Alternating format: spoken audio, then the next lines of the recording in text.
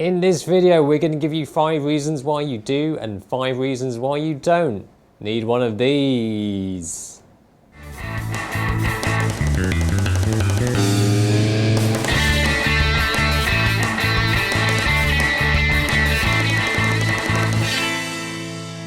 Reason number 1.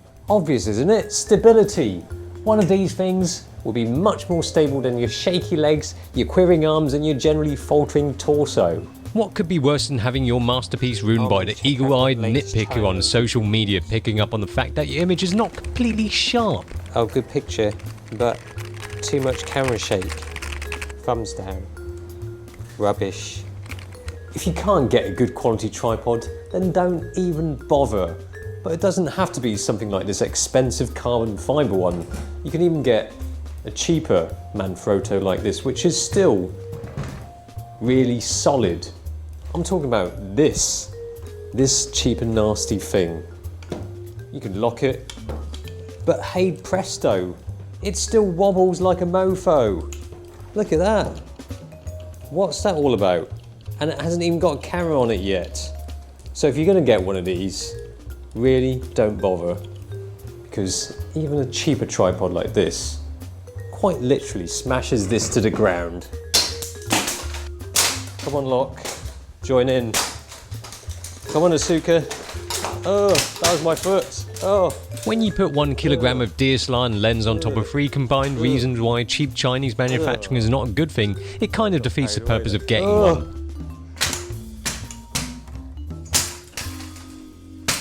See, look, it literally is beating this to pieces. What a waste, he could have just given that to someone who's learning photography. Don't bother, it's shit. It's gonna make your photos crap.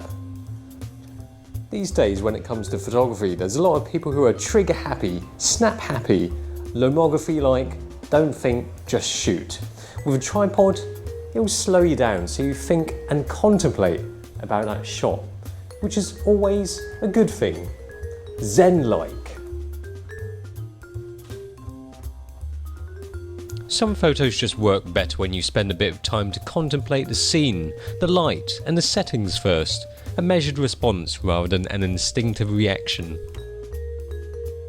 Not all things work out well with a slower approach though. Oh. Wait. Oh. Another reason why you need a tripod is long exposures, double exposures, HDR, etc. What you have to do? Put camera on tripod. Tripod, spread eagle, nice and happy. And then you've got this hooky thing here. You can add some weight to it, put your backpack or something heavy. And then you can make things even more stable than it already is by locking the mirror up. This is what it does. It locks the mirror up. It's almost self-explanatory. Oh, so it locks the mirror up. Now it's in a state of stableness. Photo not being taken yet. And then you get a remote so you don't have to touch this again, because every time you touch the camera, there's a very tiny bit of shake, a little bit of movement. And even the mirror slap, it can create the tiniest vibration, which will spoil your incredibly sharp image. And if you're all silly Billy and forgotten your remote, you just put the camera on's timer, don't you?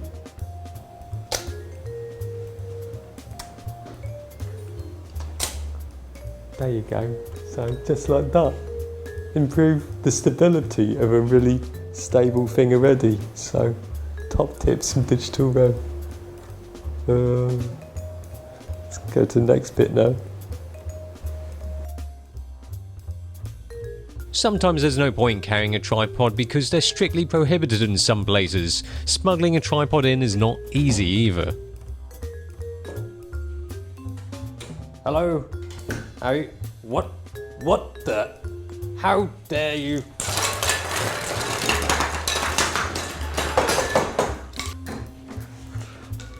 And don't come back.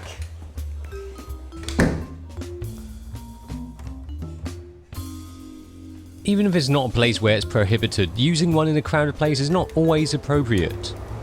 What? You broke my leg. Yeah, look at that. Jeez.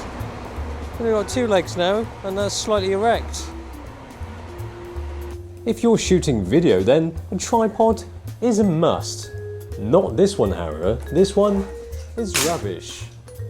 Unless you're doing documentary style or reality TV style or something incredibly gritty. Otherwise, a tripod will give you that superb, stable, smooth look that you need for video. Good for when you're using non-IS lenses for smooth panning, time lapses, etc. So the monopod is better. Actually, yeah, yes. Or, well, a monopod works too. That's a bit like a one-legged tripod. Carrying a tripod around can be a bit of a palaver. They have 3 sticky out bits which can poke some breaky easy bits. Oh no, I've forgotten my camera. I think I've left it over there. Or is it over there? Over.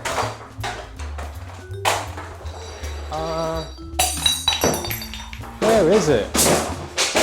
It's like it's lost. What happened here? What clumsy idiot dropped all this? People these days.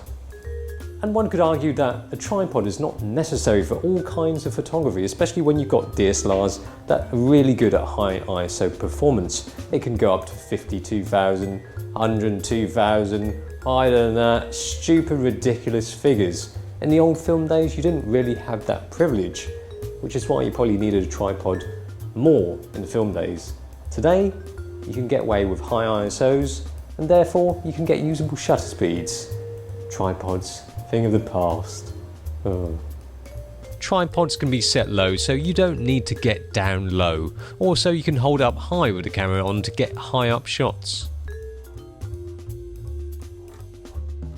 Putting your prized equipment on top of 3 spindly legs can equal a potentially expensive accident. Oh! My camera! The tripods! Oh! You don't have to avoid tripods if you're clumsy. The point is that while tripods can be incredibly useful for certain types of photography, carrying around a tripod can sometimes be a hindrance to your photography. Only you can weigh up whether the pros far outweigh the cons.